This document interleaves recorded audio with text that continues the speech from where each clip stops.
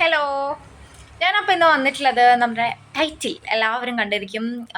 Yes, Barroz മൂവിനെ പറ്റിയിട്ട് എൻ്റെ opinion പറയാൻ വേണ്ടിയിട്ടാണ്. ഞാനും ഹസ്ബൻഡും കൂടെ ഇന്നലെ മൂവി കാണാൻ പോയിട്ടുണ്ടായിരുന്നു. പലരുടെയും ഒരുപാട് അഭിപ്രായങ്ങൾ അവിടെ നിന്നും ഇവിടെ നിന്നൊക്കെ ആയിട്ട് കേട്ടു. പേഴ്സണലി പറയുകയാണെങ്കിൽ ഞങ്ങളും ഒരു ലാലേട്ടൻ ഫാനാണ്. ഒപ്പം ഞങ്ങൾ അത്രയ്ക്ക് എക്സ്പെക്റ്റ് ചെയ്ത് കാണാൻ പോയിട്ടുള്ള ഒരു മൂവി എന്ന നിലയിലും എനിക്ക് എൻ്റേതായിട്ടുള്ളൊരു റിവ്യൂ ചെയ്യണമെന്ന് തോന്നി. ഇന്ത്യൻ സിനിമകൾ മാത്രം കണ്ടിട്ടുള്ള ഞങ്ങൾക്ക് ഇങ്ങനെ ഒരു 3D വലിയൊരു എക്സ്പീരിയൻസ് തന്നെയായിരുന്നു. ഫോറിൻ ഫിലിംസിൽ ഇങ്ങനെ 3D ഉണ്ടെന്ന് കേട്ടിട്ടുണ്ടെങ്കിലും പക്ഷെ ഞങ്ങൾ ഇതിനു മുമ്പ് കണ്ടിട്ടുള്ള ഒരു മൂവി എന്ന് പറയുന്നത് RRRും പിന്നെ അജിങ്കിൻ്റെ രണ്ടാം മോഷണമാണ്. അപ്പോൾ അതിനെ രണ്ടിനെയും അപേക്ഷിച്ച് ഇതിലെ ഒരു 3D എഫക്റ്റ് ഒരു വലിയ എക്സ്പീരിയൻസ് തന്നെ ആയിട്ടാണ് ഞങ്ങൾക്ക് തോന്നിയത് കേട്ടോ. ആ കഥാപാത്രങ്ങളായാലും അതിൽ ഈച്ച് ആൻഡ് എവറിത്തിങ് ഒരു കൗതുകം ജനിപ്പിക്കുന്ന ഒന്ന് തന്നെയായിട്ടാണ് ഞങ്ങൾക്ക് തോന്നിയത്. ഇത്രയും നല്ലൊരു 3D എഫക്റ്റ് ഉള്ള ഒരു മൂവി ആണെന്ന് പറയുമ്പോഴും ഞാൻ പറയാൻ ആഗ്രഹിക്കുന്ന മറ്റൊരു കാര്യം, സിനിമയിൽ ലാഗ് ആണെന്ന് പലരും അഭിപ്രായം ഞങ്ങൾ കേട്ടു. ടു ബി ഹോണസ്റ്റ് ഞങ്ങൾക്കും അത് ഫീൽ ചെയ്തിട്ടുണ്ടായിരുന്നു. അത് എന്തുകൊണ്ടാണെന്ന് ചോദിച്ചിട്ടുണ്ടെങ്കിൽ സിനിമയിൽ ഇപ്പോൾ പല സംഭാഷണങ്ങളും, ഇപ്പോൾ ഒരു പോർച്ചുഗീസ് ആണെങ്കിലോ അല്ലെങ്കിൽ അതുപോലെ ഒരു ദുർമന്ത്രവാദിനിയുടെ ഒരു റോൾ ചെയ്തിട്ടുള്ള ഒരു ക്യാരക്ടർ, ഒരു യുവതി കെനിയൻ ആഫ്രിക്കൻ ലാംഗ്വേജോ മറ്റോ എന്തോ ആണ് സംസാരിക്കുന്നത്.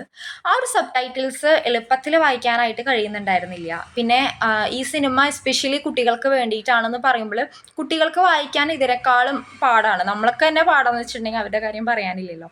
ഈ ഭാഗത്തൊക്കെ കുറച്ചുകൂടെ ലാലേട്ടന് ഇൻ്റർവെൻ ചെയ്യാമെന്ന് എനിക്ക് പേഴ്സണലി തോന്നിയിരുന്നു. കാരണം അവിടെ ഒരു ബാക്ക്ഗ്രൗണ്ട് വോയിസിൽ പറഞ്ഞോ മറ്റോ ചെയ്യാമെന്ന് തോന്നി. അല്ലെങ്കിൽ ഒരു മുത്തശ്ശി കഥ പോലെയോ മറ്റോ പറഞ്ഞു കൊടുത്തിരുന്നെങ്കിൽ അവിടെ കുറച്ചുകൂടി ഭംഗിയായിരുന്നു. പ്രത്യേകിച്ച് മറ്റു ഭാഷകളിൽ വരുന്നത് കൊണ്ട് അവർക്ക് മനസ്സിലാവുന്നില്ല എന്നാണ് എനിക്ക് തോന്നിയതല്ല, അതാണ് സത്യം. ഞങ്ങളിവിടെ തന്നെ മൂവി കണ്ടിട്ടുള്ള അടുത്തുള്ള കുട്ടികളോട് ചോദിച്ചപ്പോൾ അതിലൊരു 6 വയസ്സ് പ്രായമുള്ള ഒരു കുട്ടി ഉറങ്ങിപ്പോയിന്നും 11 വയസ്സുള്ള കുട്ടി പലതും അതിൽ സീനുകൾ മനസ്സിലായില്ല എന്നാണ് പറഞ്ഞത്.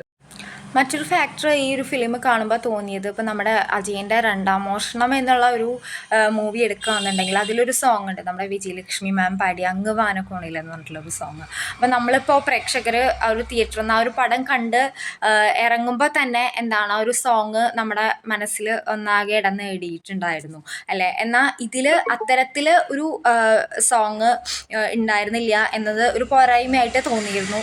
ഈ ഒരു സിനിമയിൽ ഇപ്പോൾ ലാലേട്ടൻ വളരെ നല്ലൊരു ആക്ടറാണ്. പക്ഷെ ലാലേട്ടൻ്റെ ആ ഒരു പാട്ട് നമുക്ക് അത്ര ഒരു എഫക്റ്റ് ഉണ്ടാക്കിയില്ല എന്നാണ് ഞങ്ങൾക്ക് പേഴ്സണലി തോന്നിയത്. നമ്മുടെ ഒരു ഇസബെല്ല കടലിൻ്റെ താഴെ കൂടെ പോകുന്ന ഒരു സീനിൽ കുട്ടികൾക്ക് അട്രാക്റ്റ് ചെയ്യുന്ന രീതിയിൽ ഒരു പാട്ട് വെക്കുകയാണെന്നുണ്ടെങ്കിൽ കുറച്ചുകൂടെ അത് കുട്ടികൾക്കിടയിൽ തന്നെ വൈറലായേനെ. ഇതിപ്പോൾ കുട്ടികൾക്ക് നോക്കിയിരിക്കാനായിട്ട് ഒന്നുമില്ല. അതായത് ഇപ്പോൾ ഭാഷ പലതാണ്, മുത്തശ്ശി കഥകളില്ല എന്ന് പറഞ്ഞാലും ആ ഒരു 3D സീൻസ് അതൊരു എക്സൈറ്റ്മെൻറ്റ് കൊണ്ടുവരും എന്നതാണ് ഒരു യാഥാർത്ഥ്യം. അപ്പോൾ നിങ്ങളുടെ ആ ഒരു മൂവി കണ്ട് ഇറങ്ങിയിട്ടുള്ള ആ ഒരു എക്സ്പീരിയൻസ് എന്തൊക്കെയായിരുന്നു, എന്താണ് നിങ്ങൾക്ക് നിങ്ങളുടെ പേഴ്സണൽ ഒപ്പീനിയൻ എന്നുള്ളത് ഇവിടെ താഴെ കമൻറ്റ് ചെയ്യുക. താങ്ക്